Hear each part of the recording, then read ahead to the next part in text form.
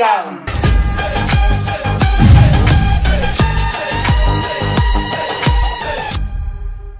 Sivan stories narrated by mister தமிழன். இன்னைக்கு நம்ம பார்க்க போறது எபிசோட் 87. ஸோ கொஞ்ச நாள் சின்ன சின்ன வீடியோவை போட்டுட்டு இருந்தாரு, நம்ம ரெண்டா பார்த்தோம். இன்னைக்கு ஒரு 20 மினிட்ஸ் தாண்டிடுச்சு. ஸோ பார்ப்போம், வீடியோ முடியும் போது உடம்புல எனர்ஜி இருந்தால் அடுத்த வீடியோவையும் சேர்த்து ரியாக்ட் பண்றோம், இல்லைன்னா 87 தான் இன்னைக்கு. சரி, ஒரு மாதிரி கைலாய மலைக்கு போயிட்டாங்க. அப்புறம் ஒருத்தர் இன்னைக்கு தான் சொல்லிக்காரு, பிரதர் பொறுமை அவசியம், சிவன் மாதிரி உங்களுக்கு பொறுமை வேண்டும். நான் சொல்லுகிறேன், 100வது எபிசோட்ல தான் முருகன் வருவாரு. அதனால நீங்க கொந்தளிக்காதீங்க, பொறுமையா இருங்க, சிவன் மாதிரி பொறுமையா இருங்க. இப்ப 87 இல்ல, இன்னொரு 1 வீக்ல வந்துருவாரு. சோ அதனால நம்ம பொறுமையாவே நேரா 100வது எபிசோட பாப்போமா, ஒன்னும் புரியாது நமக்கு. சரி வாங்க, இதுல 22 மினிட்ஸ் வீடியோ வரதுனால டக்குன்னு பார்த்துட்டு ரெடி. போன பாட்டுல கைலாய மலையில சம்பந்தமே இல்லாம ஒரு அழுகுரல் சத்தம். சிவன் சிலைய வழிபட்டுக்கிட்டு இருந்த நம்ம பார்வதி தேவி என்னது மறுபடியும் அழுகுறலா, அதுவும் இந்த கைலாய மலையில யாரா அழுகிறது, நாம கண்டிப்பா போய் பாக்கணுமே சொல்லிட்டு அங்க இருந்து கிளம்பி அழுகுரல் கேட்கிற அந்த திசையை நோக்கி போறாங்க. கடைசியில பார்த்தா அந்த அழுகுரல் கேட்கிற இடம் சிவபெருமான் நேத்தைய எபிசோட்ல கவலையோட மண்ட ஓட்ட போட்டுக்கிட்டு ஒரு குகைக்குள்ள இருந்து அந்த அழுகுரல் சத்தம் வருது. பார்வதி தேவியோ இந்த குகைக்குள்ள இருந்துதான் அந்த சத்தம் வருது. மகாதேவர் கூட கொஞ்ச நேரத்துக்கு முன்னாடி இங்க தானே பார்த்தோம், இந்த குகைக்குள்ள தான் ஏதோ இருக்கு, உள்ள போய் பார்க்கலாமேனா அந்த குகைக்குள்ள போறாங்க. அப்படியே அந்த குகைக்குள்ள நடந்து போக போக போக அழுகுரல் சத்தம் அதிகமா கேட்க ஆரம்பிக்குது. யாரா அழுகுறாங்க? அந்த எலும்பு கூடுகள்ல இருந்து நிறைய ஆத்மாக்கள் அப்படியே வெளியில வந்து சுத்திக்கிட்டே, எங்களுக்கு முக்தி கொடுங்க தேவி, எங்களுக்கு முக்தி கொடுங்க தேவி, எங்களுக்கு கொடுங்க, முக்தின்னு ஒண்ணு கிடைக்காம நாங்க எத்தனை காலமா தவிக்கிறோம் தெரியுமா அப்படின்னு அந்த ஆத்மாக்கள் எல்லாம் அங்க தவிச்சு போய் அழுதுகிட்டு இருக்கு. அந்த ஆத்மாக்கள் படுற அந்த கஷ்டத்தை பார்த்து நம்ம பார்வதி தேவி என்ன செய்யலாம் அப்படின்னு யோசிச்சுட்டு இருக்கும்போது நந்தி தேவர் அங்க வந்துடுற. பார்வதி கிட்ட ஓடி வந்து, தாயே இங்க நீங்க இருக்கிறது நல்லது இல்ல, தயவு செய்து என் கூட வெளியில வாங்க, இங்க வர்றதுக்கு யாருக்குமே அனுமதி கிடையாது மாதா, என் கூட வெளியில வாங்கன்னு சொல்றேன். ஆனா நம்ம பார்வதி தேவியோ நந்தி சொல்ற எதையுமே கேட்காம அந்த ஆத்மாக்கள் படுற அந்த கஷ்டத்தையே பார்த்து வருத்தப்பட்டு, இந்த ஆத்மாக்கள் இப்படி முக்தி கிடைக்காம தவிச்சு அலையறதுக்கான காரணம் என்ன நந்தி அப்படின்னு கேக்குறாங்க. ஆனா நந்தியோ, மாதா இந்த மாதிரி ஆத்மாக்கள் அலைஞ்சுக்கிட்டே அழுகிற இந்த காட்சியை பார்த்தா பயமா இல்லையா உங்களுக்கு அப்படின்னு கேக்குறாங்க. பார்வதி தேவியோ, இல்ல நந்தி, இவங்களை பார்த்து எனக்கு பயம் இல்ல, மாறுதலா கவலைதான் இருக்கு, இவங்க இப்படி முக்தி அடையாமல் கஷ்டப்படுறத பார்த்தா எனக்கு ரொம்ப வருத்தமா இருக்கு அப்படின்னு அழுதுகிட்டே சொல்றாங்க. நந்தியோ, மாதா நான் உங்களை வேண்டி கேட்டுக்கிறேன், கால்ல கூட விழுகிறேன், தயவு செஞ்சு என் கூட வெளியில வாங்க, இந்த இடத்துக்கு வர்றதுக்கு யாருக்குமே அனுமதி கிடையாது, இது மகாதேவரோட ஆணை, வாங்க என் கூட வெளியே சொல்ல பார்வதி தேவி குகையை சுத்தி இப்படி அலைஞ்சுகிட்டு இருக்கிற அந்த ஆத்மாக்கள் படுற அந்த கஷ்டத்தை தாங்கிக்க முடியாம அழுதுகிட்டே வேண்டா வெறுப்பா வெளியில வராங்க. வெளியில வந்தும் அந்த சத்தம் கேட்டுக்கிட்டே இருக்க, இத பத்தி சிவன் கிட்ட பேசி ஆகணும்னு சொல்லி சிவன் கிட்ட நடந்து போறாங்க. இத புரிஞ்சுக்கிட்டு நம்ம நந்தி தேவரும், மாதா தயவு செய்து நீங்க அந்த குகைக்குள்ள போனீங்கன்றத மட்டும் சிவன் கிட்ட சொல்லிடாதீங்க அப்படிங்கிற. ஆனா பார்வதி தேவியோ, அது எல்லாம் என்ன ஆத்மா நந்தி, ஏதோ நரகத்துல முக்தி கிடைக்காம அலையிற மாதிரி இங்க அலைஞ்சுகிட்டு இருக்கு அப்படின்னு விசாரிச்சா, அதுக்கு நம்ம நந்தியோ, அதெல்லாம் மகாதேவருக்கு மட்டுமே தெரிஞ்ச ரகசியங்கள் மாதா, அத பத்தி வேற யாருக்குமே தெரியாதுன்னு சொல்றேன். ஆனாலும் நம்ம பார்வதி தேவி நந்தி சொல்றதை கேட்காம, எனக்கும் மகாதேவருக்கும் நடுவுல என்ன ரகசியம் வேண்டி இருக்கு, அந்த ஆத்மாக்களோட தவிப்புக்கான அந்த காரணம் என்னன்னு எனக்கு தெரிஞ்சே ஆகணும், நானே அந்த சிவன் கிட்ட கேட்டு தெரிஞ்சுக்கிறேன் அப்படின்னு சிவனிடத்துக்கு போய் பார்த்தா, அங்க நம்ம சிவன் எல்லா விஷயங்களை பத்தியும் தெரிஞ்ச மாதிரி, என்ன மாதிரி எல்லா மேட்டரும் தெரிஞ்சுமே தெரியாத மாதிரி இப்போ ஆழ்ந்த தியானத்துல இருக்க. தியானத்துல இருக்கிற நம்ம சிவனை எழுப்பலாமா வேண்டாமான்னு பார்வதி தேவி யோசிக்கிறாங்க. ஆனாலும் பதில் கிடைச்சே ஆகணுங்கிற எண்ணத்துல சிவன் கிட்ட நடந்து போறாங்க. நந்தி தேவரோ மனசுக்குள்ளேயே, சிவனோட தியானத்தை மட்டும் கலைச்சிடாதீங்க மாதா, அப்படி செஞ்சா ஒரு பெரிய அழிவே நடக்கிறோம், கொஞ்சம் பாத்துங்கிற மாதிரி தேவியை வேண்டி கேட்டுக்கிறேன். ஃபுல் ஆவேசத்தோட சிவன் கிட்ட நடந்து போற நம்ம பார்வதி தேவி கொஞ்சம் பொறுமையாகி இப்பதான் யோசிக்கிறாங்க. கோவத்துல நாம எவ்வளவு பெரிய தப்பு செய்ய போயிட்டோம், மகாதேவரை அவரோட இஷ்டம் இல்லாம தியானத்துல இருந்து எழுப்புறது அப்படிங்கிறது மிகப்பெரிய தப்பு, பாவம். ஆனாலும் அந்த ஆத்மாக்கள் யாரு, ஏன் இப்படி மகாதேவர் அந்த ஆவிகளுக்கு முக்தி கொடுக்காம இப்படி அலைய விட்டு வேதனைப்படுத்துறாருன்னு யோசிச்சுக்கிட்டே, இது எல்லாத்துக்குமான அந்த பதில சிவன் கிட்ட இருந்து கேட்டு தெரிஞ்சுக்கிட்டே ஆகணுங்கிறத மனசுல உறுதியா நினைச்சுக்கிறாங்க. அங்க கட் பண்ண யாரோ ஒருத்தவங்க எங்கேயோ பயங்கரமா டான்ஸ் ஆடிக்கிட்டு இருக்காங்க. அடுத்து இந்த தாரகாசுரனும் சும்பேன் பேசிட்டு இருக்கிறத காட்டுறாங்க. பேசிட்டே எங்கேயோ அந்த 3 நடந்து போய்கிட்டு இருக்கு. அப்ப நம்ம தாரகாசுரன், ஆமா அன்னைக்கு நீங்க லேக்காங்கிற ஒரு கேரக்டர் சொல்லிட்டு இருந்தீங்க, என்ன அவகிட்ட திறமை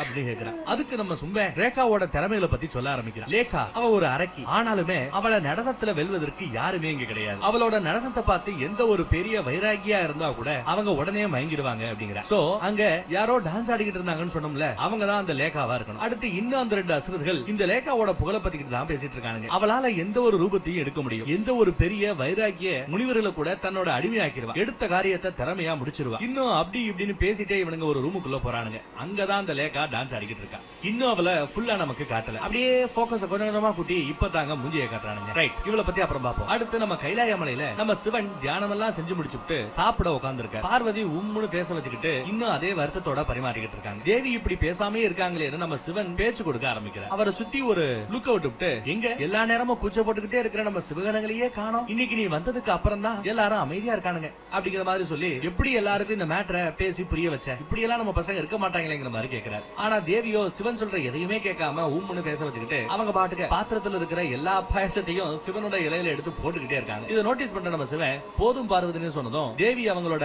அந்த நினப்புல இருந்து இப்பதான் வெளியில வராங்க. அடுத்து நம்ம சிவன், என்னாச்சு பார்வதி டார்லிங், ஏதாவது பிரச்சனையா கவலையா, எதுவா இருந்தாலும் புருஷன் என்கிட்ட சொல்லுங்கிற. ஆனா பார்வதி தேவியோ சிவன் சாப்பிட்டு முடிக்கிற வரைக்கும் டிஸ்டர்ப் பண்ண வேண்டாம்னு, அதெல்லாம் ஒண்ணுமில்ல சுவாமி, நான் நல்லா தான் இருக்கேன், நீங்க சாப்பிடுங்கன்னு சும்மா மனசுல நினைச்சா அவருக்கு தெரிஞ்சிருமில்ல. எப்படிதான் சிவன் கிட்ட அந்த மேட்டர் பத்தி கேக்குறது அப்படின்னு யோசனை போய்கிட்டு தான் இருக்கு. சிவனும் அழகா பாயசத்தை வாழை இலையில இருந்து எடுத்து சாப்பிட்டுட்டு இருக்கேன். அப்ப நம்ம பார்வதி தேவி என்ன ஆனாலும் அந்த புகையோட ரகசியத்தை பத்தி இன்னைக்கு நம்ம ஆள்கிட்ட கேட்டு தெரிஞ்சுக்கிட்டே ஆகணும் அப்படிங்கிற அந்த முடிவோட சிவன் கிட்ட பேச ஆரம்பிக்கிறாங்க. நான் உங்ககிட்ட ஒண்ணு கேட்கணும்னு ஆசைப்படுறேன், நான் கேட்கலாமான்னு தயங்கி தயங்கி கேக்குறாங்க. சிவனும் ஒரு சின்ன சிரிப்போட, எந்த தயக்கமும் வேண்டாம் தேவி, என்ன கேட்கணுமோ நினைக்கிறியோ, என்ன கேட்கணும்னு நினைக்கிறியோ நீ தாராளமா கேட்கலாங்கிற. உடனே நம்ம பார்வதி தேவியும் கல்யாணத்துக்கு அப்புறம் ஒரு பொண்டாட்டிக்கு அவளோட புருஷன் என்ன வேலை செய்யறார், வருமானம் என்ன, தினம் தினம் எங்க போறாரு வர்றாரு அப்படிங்கிற எல்லா விஷயத்தையுமே புருஷன் பொண்டாட்டி கிட்ட ஷேர் பண்ணணுமா இல்லையா, இதெல்லாம் கேட்கிற உரிமை பொண்டாட்டிக்கு உண்டா இல்லையா அப்படின்னு கேட்கறாங்க. அதுக்கு நம்ம சிவனும், நிச்சயமா பார்வதி, இதையெல்லாம் தெரிஞ்சு வச்சுக்க வேண்டியது பொண்டாட்டிகளோட கடமை, அதற்கான உரிமை அவங்களுக்கு உண்டுங்கிற. அப்படியா, அப்புறம் ஏன் சுவாமி உங்களோட சில ரகசியங்களை உங்க பொண்டாட்டியான எனக்கு தெரியாம வச்சிருக்கீங்க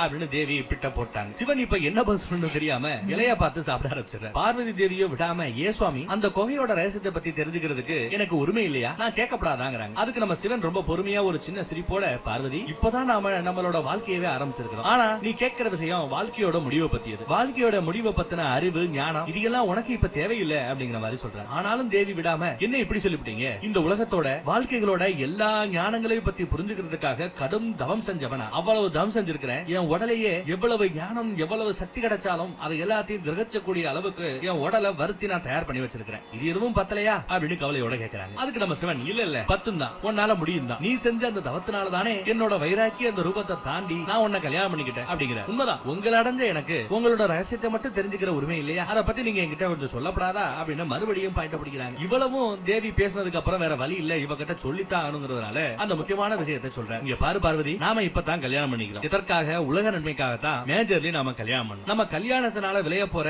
அந்த உலக நன்மைகள்ல தந்திர வித்ய ஞானமும் ஒண்ணு, அத நான் உனக்கு ஃபர்ஸ்ட் சொல்லி தருவேன், அதுக்கப்புறம் நீ இந்த உலகத்துக்கு அந்த ஞானத்தை கொடுக்கணும், கொஞ்சம் வெயிட் பண்ணு. அந்த தந்திர வித்ய ஞானத்தை நான் உனக்கு கத்து கொடுத்ததுக்கு அப்புறமா இந்த ரகசியத்தை பத்தி நீ கேட்கக்கூடிய எல்லா விஷயத்தை பத்தியும் நான் உனக்கு சொல்லி கொடுக்குறேன் அப்படின்னு சொல்லி லைட்டா ஜகா வாங்குறேன். சரியான நேரம் வரும்போது அந்த ஞானத்தை உனக்கு நான் கொடுப்பேன், அதுவரை காத்துருன்னு சொல்லிடுறேன். ஆனாலும் நம்ம தேவி ஒத்துக்காம, நேரம் வரும்போதுதான் சொல்லுவீங்களா, எப்ப சுவாமி அந்த நேரம் வரும், நான் இன்னும் அப்படி கேட்பாங்க. ஆனாலும் நம்ம சிவன் பார்வதி தேவி கிட்ட, நேரம் கூடி வருவதற்கு முன்னாடி என்னால உனக்கு எதையும் சொல்லிக் கொடுக்க முடியாது, அதுவரை எந்த ரகசியத்தையும் என்னால சொல்லவே முடியாது, வருத்தப்படாத, கொஞ்சம் வெயிட் பண்ணிடாலிங்கிற. இதெல்லாம் கேட்டு டென்ஷன் ஆன தேவி, சரி விடுங்க, அந்த குகையோட ரகசியம் என்னங்கறத நானே தனியா கண்டுபிடிச்சுக்கிறேன், நீங்க எதுவும் எனக்கு சொல்ல வேண்டாம், பேசாம சாப்பிடுங்கன்னு சொல்லிட்டு கோவத்தோட அங்க இருந்து கிளம்பிடுறாங்க. நம்ம சிவனும் தேவி இப்படி எந்திரிச்சு போறத பார்த்து, அதேங்க அப்பா டார்லிங்க்கு கோவத்தை படுறா அப்படிங்கிற மாதிரி லுக் அவுட் விட்டு, பார்வதி என்கிட்ட எல்லா வகையான ஞானமும் இருக்கு, ஆனா ஒரு கோவமா இருக்கிற மனைவிய சமாதானம் செய்வதற்கான அந்த ஞானம் என்கிட்ட இல்லையே, ஆனாலும் என்ன, நிச்சயம் உன்னோட கோவத்தை குறைப்பதற்கான அந்த முயற்சியில் நான் ஈடுபடுவேன், இனிமே பொண்டாட்டிய சமாதானம் செய்யக்கூடிய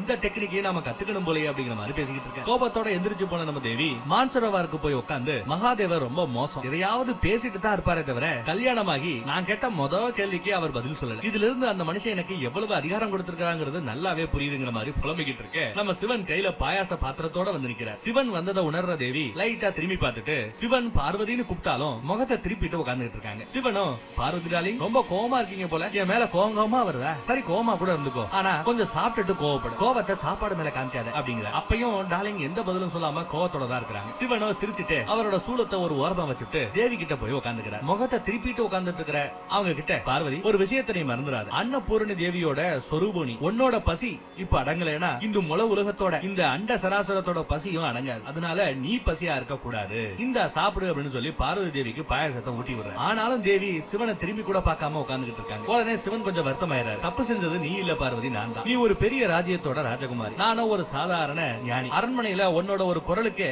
1000 பேர் ஓடி வருவாங்க, ஆனா இங்க என்னால நீ கேட்ட ஒரு கேள்விக்கு கூட பதில் சொல்ல முடியாத மாதிரியான ஒரு நிலைமை அப்படிங்கிற மாதிரி கொஞ்சம் சென்டிமெண்டா பேச தேவியும் சிவன் பக்கம் திரும்பி சிவனோட வாயில கைய வச்சு இதுக்கு மேல நீங்க எதுவும் சொல்ல வேண்டாம் சுவாமி, ஏதோ ஒரு ஆர்வத்துல அப்படி கேட்டுவிட்டேன், அது உங்களை வேதனைப்படுத்தி இருந்தா என்ன மன்னிச்சிடுங்க சுவாமின்னு சொல்லி சிவன் அவங்களுக்காக எடுத்துட்டு வந்த அந்த பாயாசத்தை வாங்கிக்கிறாங்க. இப்படி ஒரு வழியாக சிவன் கோபமா இருந்த அவரோட பொண்டாட்டிய அருமையா சமாதானம் செஞ்சுட்டார். அங்க கட் பண்ணா பாதாள லோகத்துல அந்த அரக்கி லேகா கிட்ட பேசுறதுக்காக அவங்க 3 பேரும் வந்திருக்காங்க. அரக்கி அங்க கிட்ட சொல்லுங்க நான் உங்களுக்காக என்ன செய்யணும்னு கேக்குறேன். அதுக்கு அவனுங்க ஒரு பெரிய ஐடியாவை லேகா கிட்ட சொல்றானுங்க. ஆனா அவங்களோட பிளான் என்ன ஐடியா என்னங்கறத நமக்கு காட்டல. எல்லா மேட்டரையும் கேட்டுவிட்டு அந்த பொண்ணு இவ்வளவுதானா, இது ஒரு சாதாரண விஷயம் அப்படின்னு சொல்லிவிட்டு கொஞ்ச நேரத்திலேயே பார்வதி தேவியோட அந்த ரூபத்துக்கு அந்த அரக்கி மாறி நிக்கிற. பார்வதியோட ரூபத்தை வச்சு அவங்க ஏதோ ஒரு சேட்டை செய்ய சொல்லி இருக்காங்க. இவ என்ன சேட்டை செய்ய போறாளோ தெரியல. அடுத்து மான்சரோவர்ல இருக்கிற நம்ம சிவனையும் பார்வதியும் திருப்பி காட்டுறாங்க. அங்க ஓடுற அந்த நதியில 2 அன்னப்பறவைகள் இருக்கு. அந்த 2 அன்னங்கள்ல ஒரு அன்னம் அப்படின்னு சொல்லிக்கிட்டே இருக்க, இன்னொரு அண்ணம் சிவா சிவா அப்படின்னு சொல்லிக்கிட்டு இருக்கு. சொல்லிட்டே நீந்திக்கிட்டு இருக்கு. அந்த 2 அன்னங்களையும் பாக்குற நம்ம பார்வதி தேவி அந்த அன்னப்பறவைகளோட ஜோடி எவ்வளவு அழகா இருக்குல்ல சுவாமி, ஆனா அதுக்கு 2 என்ன பேசிட்டு இருக்கு அப்படிங்கிற மாதிரி கேட்க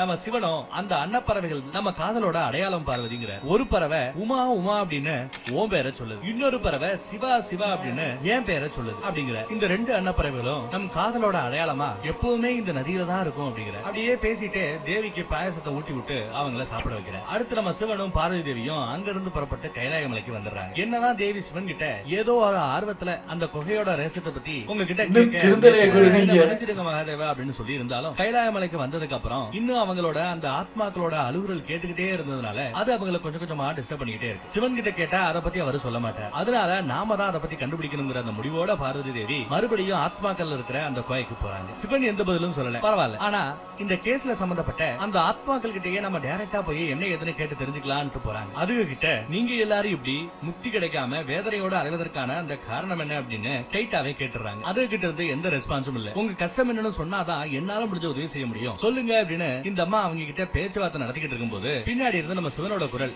பார்வதி அப்படின்னு கேக்குது. கொஞ்சம் கஞ்சலோட அவர் ஒன்னும் கூப்பிடல, பார்வதி அப்படின்னு கொஞ்சம் கோவத்தோட தான் கூப்பிடுறாரு. அந்த சத்தத்தை கேட்டு அங்க அலைஞ்சுகிட்டு இருக்கிற ஆத்மாக்கள் எல்லாம் அதுகளோட மண்ட ஓட்டுக்குள்ள போய் ஒளிஞ்சுக்குது. இந்த பக்கம் பார்த்தா நம்ம சிவன் பார்வதி தேவிய அப்படியே கோவத்துல பயங்கரமா பார்வையிலேயே எரிக்கிற மாதிரி பார்க்கலாம். தேவியோட கையை பிடிச்சு அப்படியே தர தர தரன்னு கோயக்க வெளியில கூட்டிட்டு வர. தேவி கிட்ட நீ மறுபடியும் என்னோட ஆணைய மீறி இருக்கிற பார்வதி, நான் தான் இந்த கோயக்கிட்ட வரக்கூடாதுன்னு உங்ககிட்ட சொன்னேன்ல, அப்புறம் என்ன டாஸ்க்கு இங்க வந்த அப்படின்னு. அதுக்கு தேவியோ நான் ஒண்ணும் என்னோட சுயநல காரணத்துக்காக இங்க வரல மகாதேவா, அந்த ஆத்மாக்கள் படுற அந்த கஷ்டத்தை என்னால சகிச்சுக்க முடியல. என்னோட ஒரே வேண்டுகோள் உங்ககிட்ட, தயவு செய்து அந்த ஆத்மாக்களுக்கு சீக்கிரமா முக்தி கிடைக்கிறதுக்காக ஏதாவது செய்யுங்க அப்படின்னு கேட்கிறாங்க. ஆனா நம்ம சிவனும் எந்த பதிலும் சொல்லாம அமைதியா நின்னுக்கிட்டு இருக்க. அடுத்து தேவி பேசுறாங்க. புருஷன் ஒரு கால் ஒரு வேலையை சரியா செய்யாம இருந்தாலோ இல்ல செய்ய மறந்திருந்தாலோ அந்த வேலை பத்தின அந்த நினைப்பை அடிக்கடி ஞாபகப்படுத்த வேண்டியது ஒரு பொண்டாட்டியோட தர்மம். நான் என்னோட பத்தினி தர்மத்தை தான் கடைபிடிக்கிறேன். இது உங்களுக்கு நான் ஏதோ உங்களோட ஆணைய மீறின மாதிரி தெரியலாம், ஆனா அதுக்கு நான் பொறுப்பாக முடியாதுங்கிறத கரெக்டா சொல்றாங்க. சிவனும் கொஞ்சம் இறங்கி அப்படி இல்ல பார்வதி, நீ மட்டும் பத்தினி தர்மத்தை கடைபிடிச்சா போதுமா, ஒரு புருஷனா உன்னை கவனமா பாத்துக்க வேண்டியது என்னோட உனக்கு எவ்வளவு ஆபத்தானதுன்னு தெரியுமா அப்படிங்கிற. அடுத்து நம்ம சிவன் நானே அந்த ஆத்மாக்களுக்கு எப்படியாவது முக்தி கிடைச்சிராதா அப்படின்னு தவிச்சுக்கிட்டு தான் இருக்கிறேன். இந்த ஆத்மாக்கள் ஏன் இப்படி கஷ்டப்படுது, என்ன காரணம், இதை எதை பத்தியுமே உனக்கு தெரியாது பார்வதி. இந்த எல்லா ரகசியங்களையும் நீ அந்த தந்திர வித்திய ஞானத்தை அடையும் போது மட்டும்தான் புரிஞ்சுப்ப. அதுக்கப்புறம் நீ தான் இந்த ஆத்மாக்களுக்கு முக்தி கிடைக்கிறதுக்கான அந்த வழியவும் சொல்ல போற அப்படிங்கிற. உடனே தேவியும் சரி சுவாமி, அப்ப சீக்கிரமா எனக்கு அந்த வித்தைய அந்த ஞானத்தை சொல்லிக் கொடுங்கன்னு கேக்குறாங்க. ஆனா சிவனும் நிச்சயமா நான் உனக்கு சொல்லி தருவேன் பார்வதி, ஆனா அதற்கான அந்த நேரம் இன்னும் வரல, நேரம் வரும்போது நிச்சயமா சொல்லித்தரேன். ஏமா பார்வதி எப்படி இருக்கு, எனக்கு இப்ப அதை சொல்லுங்க அப்படின்னும் போது நேரம் வரட்டும்னு இழுக்கிறது. இது மாதிரிதான் எங்களுக்கு இருக்கு முருகனை பாக்குறது. இப்ப தெரியுதா வலி, பொறுமையா இருக்கிறது எவ்வளவு கஷ்டம். இருங்க, நாங்க 2 மாசமா இருக்கலையா, இருங்க, முருகன் வந்ததுக்கு அப்புறம் பாத்துக்கலாம். ஆனா தேவி இன்னும் விடாம சிவனே நீங்க என்ன சொல்றீங்க, நேரம் என்னைக்கு வரும், அது வரைக்கும் இந்த ஆத்மாக்கள் இப்படித்தான் வேதனையை அனுபவிச்சு முக்தி முக்தின்னு அழுதுகிட்டு இருப்பாங்களா, பாவம் இல்லையா அப்படிங்கிறாங்க. ஆனா சிவனோ இல்லடாலே, நேரம் கூடி வர்றதுக்கு முன்னாடியே ஒருவேளை நான் உனக்கு அந்த வித்தைய அந்த ஞானத்தை சொல்லி கொடுத்தா நீ தான் அதை ரொம்ப கஷ்டப்படும். இது ஒண்ணு அவ்வளவு ஈஸி இல்ல.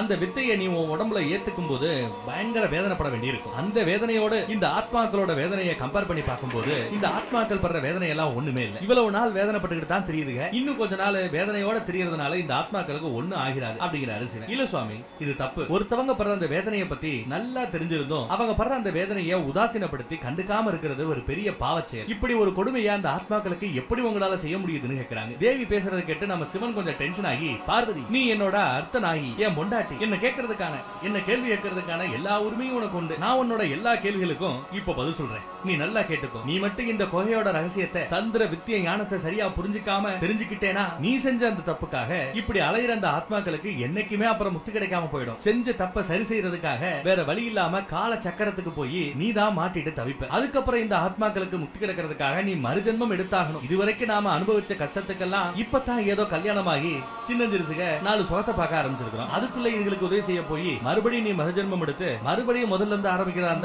என் பாடி தாங்காது அப்படிங்கிறார். சொல்லிட்டு கிளம்பிடுறாரு. பார்வதி தேவிக்கோ என்னது மறுபடியும் மறுஜென்மம் எடுக்கணுமா, இந்த மனுஷன் என்ன சொல்லிட்டு போறாரு மாதிரி அந்த மணிக்கு எங்க அந்த குகைக்கு வெளியில அந்த பக்கம் நம்ம பார்வதி மாதிரியே ரூபத்தை மாத்திர அரக்கி லேகாவை காட்டுறாங்க. அவளுக்கு ஒரு சக்தி இருக்கும். அவ யாரோட ரூபத்தை எடுக்கிறாளோ அவங்கள பத்தின அந்த ஃபுல் இன்ஃபர்மேஷன், அவங்க பிறந்ததுல இருந்து அவங்க வாழ்க்கையில என்னென்ன நடந்திருக்கு அதை பத்தின எல்லா டீடைலும் அவளுக்கு தெரிஞ்சுக்க முடியும். அந்த மாதிரி ஒரு சக்தி அவளுக்கு இருக்கும். இப்போ அவ பார்வதியோட இந்த ரூபத்தை எடுத்ததுனால பார்வதி பத்தின எல்லாமே தெரிஞ்சிருக்கிறா. இத பாக்குற தாரகாசுரன், நாங்க சொல்ற வேலையை செய்யறதுக்கு முன்னாடி 1க்கு 2 தடவை நல்லா யோசிச்சுக்கோ. ஏன்னா நீ போற இடம் கைலாய மலை, அதுவும் சிவனோட பத்னியா ரூபம் எடுத்து அங்க போக போற. சிவன் மட்டும் நீ பார்வதி கிடையாதுன்னு கண்டுபிடிச்சிட்டாரு, அப்புறம் நடக்கிற எதுக்குமே நாங்க பொறுப்பு கிடையாது பாத்துக்கோ அப்படிங்கிற. அதுக்கு நம்ம லேகா சிரிச்சுக்கிட்டே, அதை பத்தி நீங்க கவலைப்பட வேண்டியது இல்ல ராஜா, என்னோட சக்தியை பத்தி நீங்க இன்னும் சரியா புரிஞ்சுக்கல. இந்த உலகத்துல இருக்கிற எல்லா தேவர்களும் சேர்ந்து வந்து நின்னு என்னோட உண்மையான ரூபத்தை பத்தி தெரிஞ்சுக்கணும்னு நினைச்சா கூட யாராலையும் பார்வதி யாரு லேகா யாருங்கிறத கண்டே பிடிக்க முடியாது அப்படின்னு ஆணித்தரமா அடிச்சு சொல்லுது இந்த அம்மா. இந்த அரக்கர்கள் போடுற பிளான பத்தி முன்னாடியே தெரிஞ்சுக்கிட்ட நம்ம தேவர்களும் வழியிட்டு அவர் கூட மீட்டிங் போட்டு பேசிட்டு இருக்காங்க. நம்ம நாரதர் விஷ்ணு பகவான் கிட்ட, பிரபு அந்த அரக்கர்கள் சும்பேன்னு சும்பே இவங்க 2 பேரும் மாதா பார்வதி தேவி அடையறதுக்காக அந்த ராட்சசி லேகாவை கைலாய மலைக்கு அனுப்பி வைக்க போறானுங்க. அந்த லேகாவை பத்தி நம்ம எல்லாருக்குமே தெரியுமே, அவ எந்த ரூபத்தை எடுக்கிறாளோ அந்த ரூபம் சம்பந்தப்பட்ட எல்லா மேட்டரும் அவளுக்கு அத்துப்படி. அதே மாதிரி இவ்வளவு சீக்கிரட்டா போட்ட பிளான் இவங்க கண்டுபிடிச்சாங்க. என்ன லேகா அதெல்லாம் யாராலையும் கண்டுபிடிக்க முடியாது. இவங்க வந்து அவங்க போறதுக்கு முன்னாடியே பிரபு அவங்க எப்படி பேசிக்கிட்டு இருக்காங்க. பிரபு அவரே கண்டுபிடிச்சிருவாரு மொத்தத்துல கொஞ்சம் உள்ளுக்கு போனா. ஏன் தாரகாசுரா பாரு, நீ என்ன வேற நல்ல அரக்கியா போய் பாரு, மேனகாவை போய் பாரு.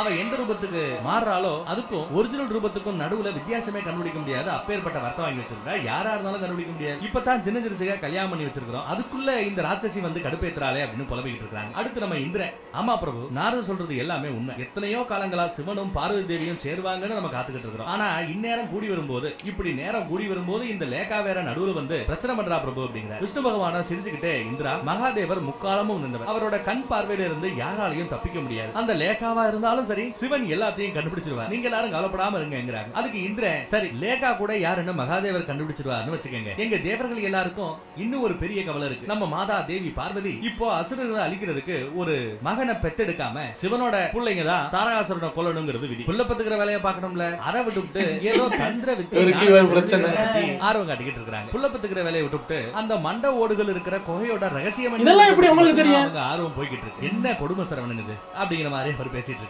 நாரதர் கூட, ஆமா பிரபு அந்த தந்திர வித்தியங்க என்ன கொடுமை சரவணன் அவர் சொல்லி இருக்கவே மாட்டேன். ஏன்னா இன்னும் சரவணன் வரவே வந்தாதான் அவருக்கு சரவணன் ஒரு பேர் வரும். அதுக்கப்புறம் தான் அந்த டயலாக் என்ன கொடுமை சரவணன்னு கேட்கணும்னு தோணும். இன்னும் அவர் பிறக்கவே இல்லையே, அப்ப நீங்க டயலாக தப்பா எழுதிருக்கீங்க. என்ன கொடுமை விஷ்ணு இது அப்படின்னா ஜப்பான்கார என்னமோ கண்டுபிடிச்சேன். ஞானத்தை கத்துக்கிறதுங்கிறது ரொம்பவே காம்ப்ளெக்ஸான கஷ்டமான விஷயம். ஒரு தடவை கத்துக்கணும்னு உட்கார்ந்தா அந்த ஞானத்தை அடையிறதுக்கு எவ்வளவு காலம் ஆகும்னு யாராலையும் சொல்ல முடியாது. ஏன்டா இவங்களுக்கு இப்படி மறுபடியும் பிரச்சனை வருகிறதோ தெரியல அப்படின்னு நாரதர் கவலைப்பட்டு பேசுறாரு. அப்ப விஷ்ணு பகவானோ, நீங்க எல்லாரும் படுற அந்த வேதனையை என்னால புரிஞ்சுக்க முடியும், ஆனா சிவனும் சக்தியும் ஒண்ணு சேர்றதுக்கு அந்த தந்திர வித்திய ஞானம் தான் ரொம்பவே யூஸ்ஃபுல்லா இருக்க போகுது. இனி அடுத்து வரப்போற காலங்கள்ல ஆதி சக்தியான நம்ம பார்வதி தேவி உலக நன்மைக்காக நிறைய முக்கியமான விஷயங்களை காரியங்களை இந்த வித்தையை பயன்படுத்தி தான் செய்ய போறாங்க. இந்த வித்தை தான், இந்த ஞானம் தான் அதுக்கு எல்லாத்துக்கும் அடிப்படை. அவங்களுக்கு இதுதான் உதவியா இருக்க போகுது. சோ எல்லாமே விதிப்படிதான் நடக்குது, வருத்தப்படாதீங்கிற விஷ்ணு பகவான் சொன்னதை கேட்டு தேவர்களும் நாரதர்களும் இப்ப கொஞ்சம் சமாதானமாகி அவர் சொல்றதை ஏத்துக்கிறாங்க. அங்க கட் பண்ண நம்ம பார்வதி தேவியை காட்டுறாங்க. அவங்க பிணங்கள் எரியிற அந்த சமாதிக்கு போய் சிவன் கொயக்கு வெளியே பேசுறத பத்தியே நினைச்சு பார்த்துட்டு, ஆமா நாம ஏன் மறுபடியும் மறுஜன்மம் எடுக்கணும், மகாதேவர் சொன்னதற்கான அந்த அர்த்தம் தான் என்னன்னு யோசிச்சுட்டு இருக்காங்க. நந்தி தேவர் அங்க வராங்க. மாதா இங்க நின்னு என்ன யோசிச்சுட்டு இருக்கீங்க அப்படின்னு கேக்குறாங்க. அதுக்கு பார்வதி தேவியோ ரொம்ப வருத்தத்தோட அழுதுகிட்டே, நான் என்னோட பத்தினி தர்மத்துல இருந்து விலகி ஏதாவது தப்பு செய்யறேனா நந்தி, மகாதேவர் என்னால ரொம்பவே வருத்தப்பட்டுக்கிட்டு இருப்பார், என்னால ஏன் நந்தி அந்த ஆர்வத்தை கண்ட்ரோல் பண்ண முடியல அப்படின்னு கேக்குறாங்க. அதுக்கு நந்தியோ, மாதா எது சரி எது தப்புன்னு சொல்ற அளவுக்கு தகுதியோ திறமையோ எனக்கு கிடையாது, அனுபவமோ எனக்கு கிடையாது. ஆனா ஒரு விஷயம் மட்டும் எனக்கு நல்லா தெரியும் மாதா, அந்த முக்தி அடையாத ஆத்மாக்கள் படுற அந்த வேதனையை நினைச்சு நினைச்சு நினைச்சு பல யுகங்களா மகாதேவர் அழுதுகிட்டே ரொம்ப வருத்தப்பட்டுக்கிட்டே இருக்கார். அந்த கோயோட ரகசியம் மகாதேவருக்கு மட்டும் தான் தெரியும், அதை யாரு கூடயும் பகிர்ந்துக்கணும்னு மகாதேவர் நினைக்கவே மாட்டார். அதனாலதான் எல்லாரும் அந்த கோயக்குள்ள நுழைறதுக்கு தடைன்னு சொல்லி வச்சிருக்காங்க. நாங்களும் அந்த ஏரியா பக்கம் போறதில்லை. எனக்கு தெரிஞ்ச வரைக்கும் நீங்க மட்டும் ஒருவேளை அந்த கோயோட ரகசியம் என்னன்னு தெரிஞ்சுக்கணுங்கிற அந்த உங்களோட ஆசையை தியாகம் செய்யலைன்னா மகாதேவர் இன்னும் ரொம்ப வருத்தப்படவோ கோவப்படவோ வாய்ப்புண்டுங்கிற. என்னது மகாதேவருக்கு வேதனையா, அதுவும் என்னாலயா, கூடவே கூடாதுங்கிறாங்க பார்வதி தேவி. நீ சொல்றது கரெக்டா நந்தி, நான் செஞ்ச அந்த தப்பை உணர்ந்துட்டேன், இனிமே இந்த மாதிரி ஒரு தப்பை நான் செய்யவே மாட்டேன், நான் இப்பவே போய் சிவன் கிட்ட மன்னிப்பு கேட்கிறேன். அடுத்த செகண்டே அவரோட வேதனை எல்லாம் காணாம போயிடுச்சு. தேவியும் நந்தி தேவரும் பேசிக்கிட்டு இருக்கிறத தூரமா ஒளிஞ்சு நின்னு இந்த லேகாங்கிற அந்த அரக்கி கேட்டுக்கிட்டு இருக்க. பார்வதி சிவன் கிட்ட மன்னிப்பு கேட்க போறாங்கிறத நல்லா தெரிஞ்சு வச்சுக்கிற அந்த அரக்கி அடுத்து கைலாய மலையில நம்ம சிவனை காட்டுறாங்க. அந்த அரக்கி என்ன கூத்து பண்ண போறாலோ தெரியல. இவரு கைலாய மலையில அவரோட சீட்ல உட்கார்ந்துகிட்டு, நாம தப்பு பண்ணிட்டோமே, பார்வதி கிட்ட அப்படி கோமா நான் பேசியிருக்க கூடாது, அவ என்ன மட்டுமே நம்பி எல்லாத்தையும் விட்டுவிட்டு இந்த மலைக்கு வந்திருக்கா, என்ன விட்டா அவளை புரிஞ்சுக்கிறதுக்கு இந்த மலையில வேற யாருமே கிடையாது, பாவம் ஆர்வத்துலதான் அவ அப்படி செஞ்சிருக்கா, பரவாயில்ல விடு, நானே அவளுக்கு அந்த ஞானத்தை சொல்லி கொடுத்து அந்த கோயோட ரகசியத்தை அவ சரியா புரிஞ்சுக்கிறதுக்கான அந்த வழியை சொல்லணும்னு நம்ம சிவன் மனசுக்குள்ளேயே யோசிச்சு முடிவெடுத்துட்டாரு. பொண்டாட்டினா மட்டும் நேரம் கூடி வரட்டும் பரவாயில்ல, முன்கூட்டியே சொல்லி கொடுக்கலாம், நாங்கெல்லாம் யோசிச்சவா இல்ல, அதான் தெரியாது.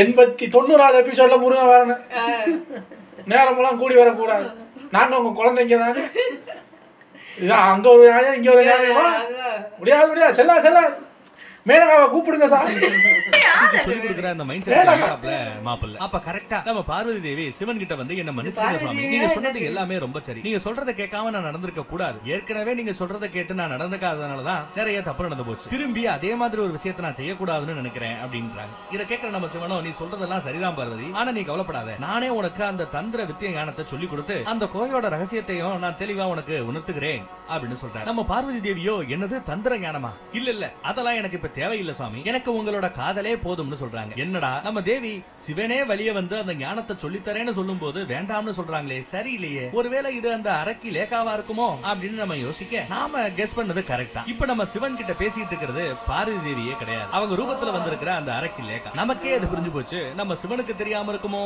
ஆனாலும் நம்ம சிவன் இன்னும் அந்த அரக்கி கிட்ட பேசிக்கிட்டு தான் இருக்கு. அந்த அரக்கியோ, உங்களை அடைஞ்சதன் மூலமா ஏதோ இந்த உலகத்தையே அடைஞ்ச மாதிரி ஒரு ஃபீல் எனக்கு இருக்கு, எல்லாமே எனக்கு அப்படின்ற பின்னாடி இந்த வித்தை மட்டும் நான் தெரிஞ்சுக்கலனா பெருசா என்ன ஆயிட போகுது சுவாமி அப்படிங்கிறாங்க. அதுக்கு நம்ம சிவன், அப்படியா ரொம்ப சந்தோஷம், வா வந்து என் பக்கத்துல உட்காருன்னு சொல்றாரு. சிவன் பக்கத்துல, அதுவும் அந்த பீடத்துல உட்கார்ந்தா கண்டிப்பா இந்த அரக்கி லேகா மாட்டிப்பா, ஏன்னா அந்த பீடம் அவ்வளவு சக்தி வாய்ந்தது. அதை புரிஞ்சுக்கிட்டு அந்த அரக்கி, இல்ல சுவாமி என்னன்னு தெரியல, எனக்கு ரொம்ப கவலையா இருக்கு, எங்கேயாவது நம்ம 2 பேரும் போய் தனிமையில இருக்கலாமா, ஏதாவது ஒரு இடத்துக்கு என்ன கூட்டிட்டு போங்களேன், நாம வேணும்னா அந்த நதிக்கரைக்கு போலாமா, அங்க கொஞ்சம் மன நிம்மதி நமக்கு கிடைக்கும், வாங்க போகலாம் அப்படின்னு சொல்லி அந்த அரக்கி நம்ம சிவன் கூட நதிக்கு கிளம்பிடுற. அதே சமயம் இவங்க போனதுக்கு அப்புறம் நம்ம ஒரிஜினல் பார்வதி டார்லிங் சிவன் இருக்கிற அந்த ஆசனத்துக்கு வந்து பாக்குறாங்க. வந்து பார்த்தா சிவன் அங்க இல்ல. ஒரு கால் சிவன் நம்ம மேல கோவமா இருக்காரோ, என் கூட பேச விருப்பம் இல்லாம எங்கேயாவது போயிருப்பாரோ, எங்க சுவாமி போயிட்டீங்க அப்படின்னு கேட்டு கவலையோட கைலாய மலையில நின்னுக்கிட்டு இருக்காங்க பார்வதி. கட் பண்ணா நம்ம தாரகாசுரன் அவனோட ஒட்டுமொத்த அசுர கூட்டத்தையும் கூட்டிக்கிட்டு சொர்க்கலோகத்துக்கு போயிருக்கான். அவங்க லேகா அவளோட திறமையை பயன்படுத்தி கைலாய மலைக்குள்ள நுழைஞ்சிட்டாங்கிற மேட்டரை கேள்விப்பட்டு பயபிள்ளைங்க பயங்கர சந்தோஷத்தோட இருக்கானுங்க. இனி இவங்களோட அடுத்த கட்ட பிளானா அந்த சும்ப ஒரிஜினல் பார்வதியை கைலாய மலையில இருந்து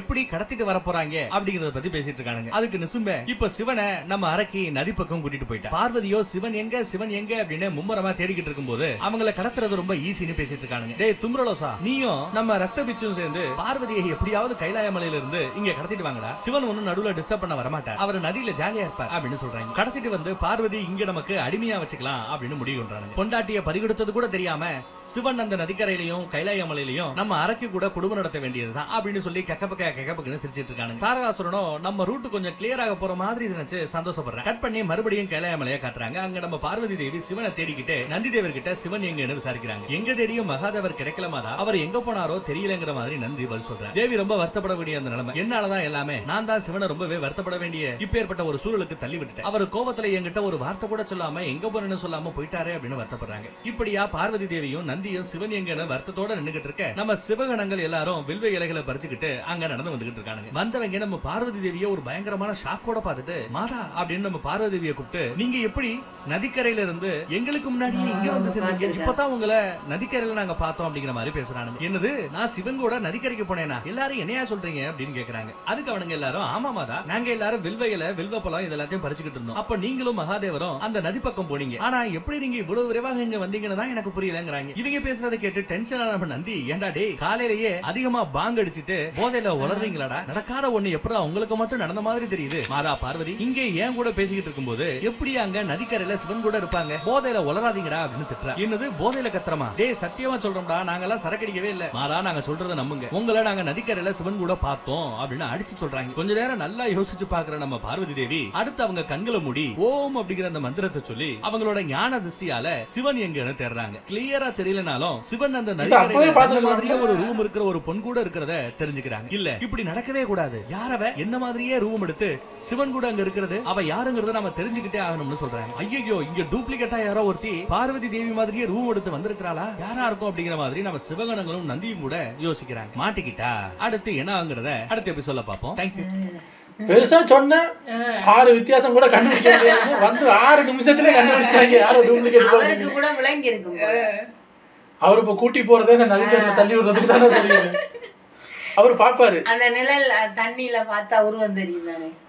அவங்க வர்றாங்க அடுத்த எபிசோட்ல, அவங்க வர்றாங்க கிட்டக்கிட்டு வந்து, மகாதேவா நான் தான் அவங்க உண்மையான பொண்டாட்டி தெரியும் பார்வதி, எப்படி இவர் ரொம்ப சந்தோஷமா இருந்தேன் கூட, அப்பவே தெரிஞ்சு போச்சு இந்த டூப்ளிகேட், நீ சண்டை போட்டுக்கிட்டுல ரொம்ப டெய்லி எது சொன்னாலும் ஆமாங்கிறான், எது சொன்னாலும் ஓகேங்கிறான், அப்பவே தெரிஞ்சு போச்சு இது டூப்ளிகேட்.